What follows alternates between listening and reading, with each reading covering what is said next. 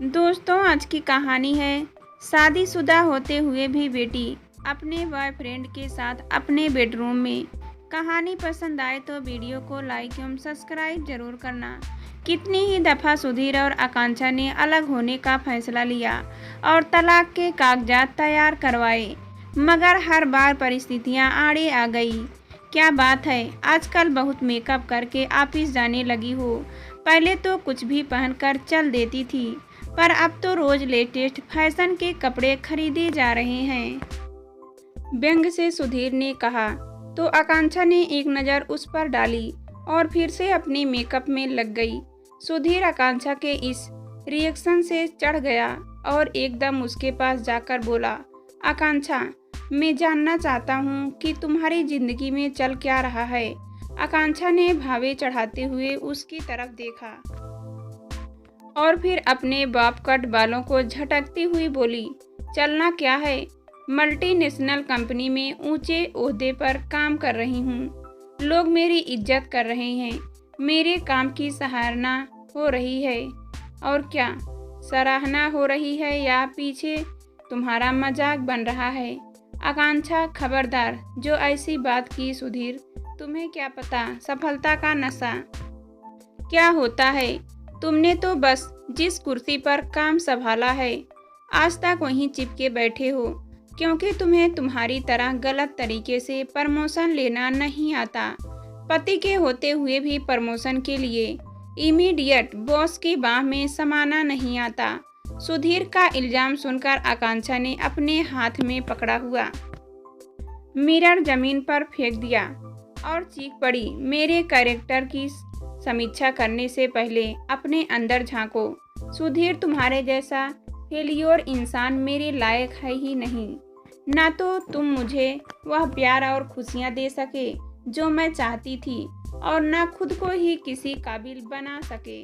तुम्हारे बहाने हमारी खुशियां के आड़े आते रहे। अब यदि मुझे किसी से प्यार हुआ है तो मैं क्या कर सकती हूँ? शादीशुदा मर्द से प्यार का नाटक करने वाली चालाक औरत हो तुम। तुम्हें और कुछ करने की जरूरत नहीं आकांक्षा। बस मेरी जिंदगी में हमेशा के लिए दूर चली जाओ। तलाक दे दो मुझे, मैं तैयार हूँ। सुधीर, तुम कागज बनवाओ, हम आपसी समझ से तलाक ले लेंगे। अब तक मैं यह सोचकर डरती थी कि हमारी बच्चियों का क्या होगा, पर अब फिक्र नहीं। दोनों इतनी बड़ी और समझदार हो गई हैं कि इस सिचुएशन को अपनी आसानी से हैंडल कर लेगी। बड़ी को हॉस्टल भेज देंगे और छोटी मेरे साथ रह जाएगी। तो ठीक है आकांक्षा, मैं तलाक के कागज तैयार करवाता हूँ, फिर तुम अपने दोस्त और मैं अपने रास्ते। इस बात को अभी 3-4 दिन भी नहीं हुए थे कि सुधीर और आकांक्षा की बड़ी बेटी रानू की तबीयत अचानक बिगड़ गई। आकांक्षा उसे अस्पताल लेकर भागी। छोटी बेटी रो रो कर कह रही थी, मम्मा, आप जब ऑफिस चले जाते हो तो पीछे में कई दफ़ा रानू दी सर दर्द की गोली खाती है। 1-2 बार तो मैंने इन्हें चक्कर खाकर गिरते भी देखा था। रानू दी हमेशा मुझे आप लोगों से कुछ ना बताने को कहकर चुप करा देती थी। एक दिन उनकी सहेली ने फोन कर बताया था कि वे स्कूल में बेहोश हो गई है। मेरी बच्ची इतना कुछ सहती रही, पर मुझे कानों कान खबर भी ना होने दिया। यह सोचकर आकांक्षा की आंखों में आंसू आ गए।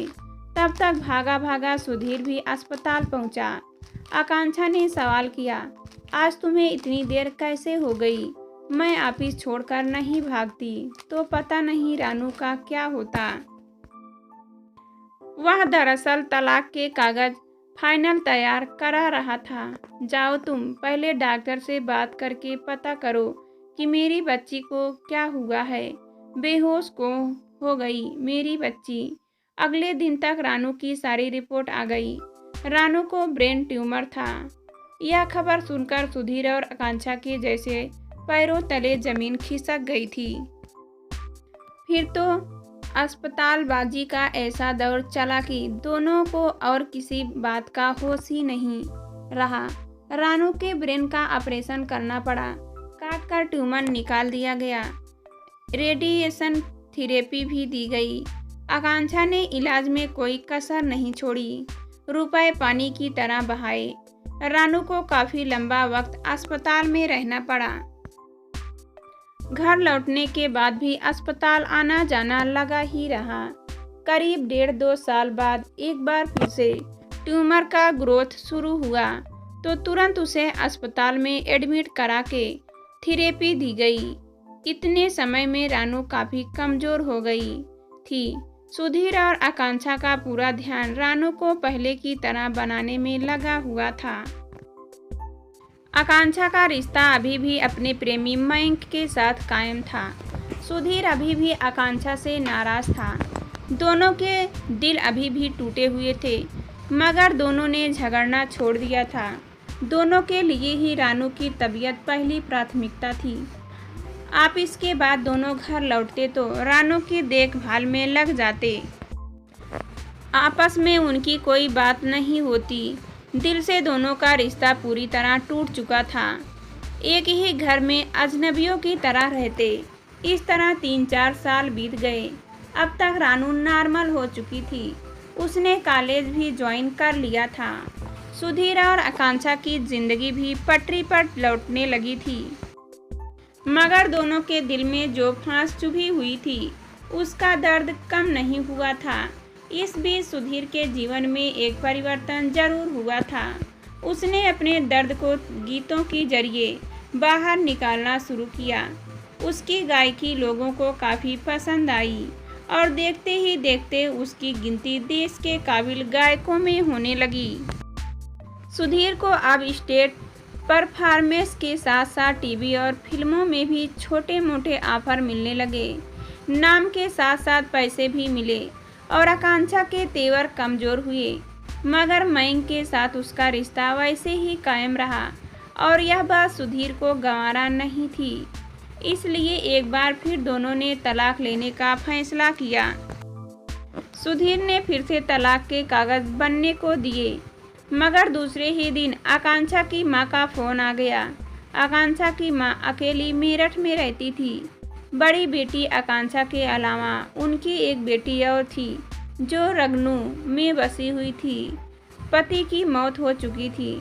ऐसे में आकांक्षा ही उनके जीवन का सहारा थी।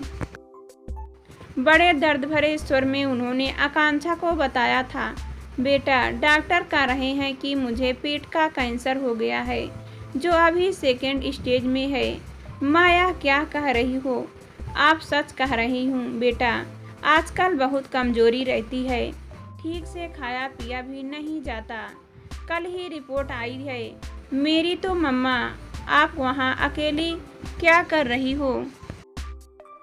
आप यहाँ आ जाओ मेरे पास, मैं डॉक्टर से बात करूँगी। यहाँ अच्छे से अच्छा इलाज मिल सकेगा आपको। ठीक है बेटा, मैं कल ही आ जाती हूँ। इस तरह एक बार फिर अस्पतालबाजी का दौर शुरू हुआ। सुधीर अपनी सास की काफ़ी इज्जत करता था और जानता था कि उसकी सास अपनी बेटी को तलाक की इजाज़त कभी नहीं देगी। इसलिए तलाक का मसला एक बार फिर पेंडिंग में हो गया। वैसे भी सुधीर अब खुद ही काफ़ी व्यस्त हो चुका था। उसे इस बात से कोई फर्क नहीं पड़ता था कि आकांक्षा कहाँ है और क्या कर रही है। आकांक्षा ने एक अच्छे अस्पताल में माँ का इलाज शुरू करा दिया। वह खुद माँ को अस्पताल लेकर जाती। इस वजह से मयंक के साथ वह अधिक समय नहीं बिता पाती थी। ऐसे में मयंक ही 2-3 बार घर आकर आकांक्षा से मिल चुका था। माँ समझ गई थी कि मयंक के साथ आकांक्षा का रिश्ता कैसा है और यह बात उन्हें बहुत ज़्यादा आखिरी है, मगर वह कुछ बोल नहीं पाती थी। सुधीर के लिए उनके मन में सहानुभूति थी, मगर वह यह सोचकर चुप रह जाती कि सुधीर और आकांक्षा दोनों ही इतने बड़े पद पर हैं और इतना पैसा कमा रहे हैं। इन्हें ज़िंदगी कैसे जीनी है, इनका फैसला भी उनका खुद का होना चाहिए।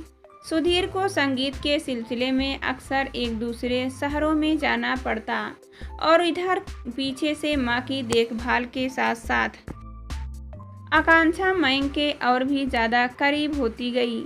करीब 3 साल के इलाज के बाद आखिर में मां ने दम तोड़ दिया। उन्हें बचाया नहीं जा सका। उस दिन आकांक्षा बहुत रोई, पर सुधीर एक प्रोग्राम के सिलसिले में मुंबई में था। आकांक्षा ने अकेले ही मां का क्रियाक्रम कराया। मयंक ने जरूर मदद की उसकी। आकांक्षा को इस बात का काफ़ी मलाल था कि खबर सुनते ही सब छोड़ छाड़ कर सुधीर दौड़ा हुआ आया क्यों नहीं। सुधीर के आते ही वह उसके इस बात पर झगड़ने लगी तो सुधीर सीधा वकील के पास निकल गया।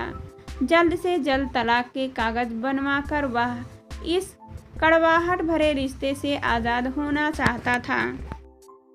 दूसरे दिन शाम में जब वह तलाक के कागजात लेकर लौटा तो अंदर से आ रही आवाज़ें सुनकर ठिठक गया।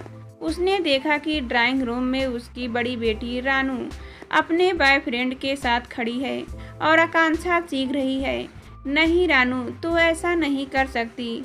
अभी उम्र ही क्या है तेरी। आखिर तू एक शादीशुदा और 2 बच्चों के 2 बाप से ही शादी करना क्यों चाहती है। दुनिया के बाकी लड़के मर गए क्या। पर मम्मा, आप यह क्यों भूलते हो कि आप खुद पापा के होते हुए एक शादीशुदा मर्द से प्यार करते हो। हमने तो कुछ नहीं कहा ना आपको। आपकी ज़िंदगी है, आपके फैसले हैं। फिर मेरे फैसले पर आप इस तरह का रिएक्शन क्यों दे रही हो मम्मा। मुझसे तुलना मत कर मेरी बच्ची। मेरी उम्र बहुत है, पर तेरी पहली शादी होगी, वह भी एक विवाहित से। मयूर विवाहित है मम्मा, पर मेरी खातिर अपनी बीवी और बच्चों को छोड़ देगा। 2-3 महीने के अंदर उसे तलाक मिल जाएगा। तलाक के कागजात उसने सबमिट करा दिए हैं। पर बेटा, यह तो समझने की कोशिश कर। तू एक ऊंचे कुल की खानदानी की लड़की है और तेरा मयूर एक दलित युवक। नहीं नहीं, यह संभव नहीं मेरी बच्ची। शादी के लिए समाज में हैसियत और दर्जा एक जैसा होना जरूरी है। मयूर का परिवार और रस्म रिवाज सब अलग होंगे, तू नहीं निभा पाएगी। पर मम्मा, आपकी और पापा की जात तो एक थी ना। एक हैसियत, एक दर्जा, एक से ही रस्म रिवाज। मगर आप दोनों तो फिर भी नहीं निभा पाए ना, तो आप मेरी चिंता क्यों कर रहे हो।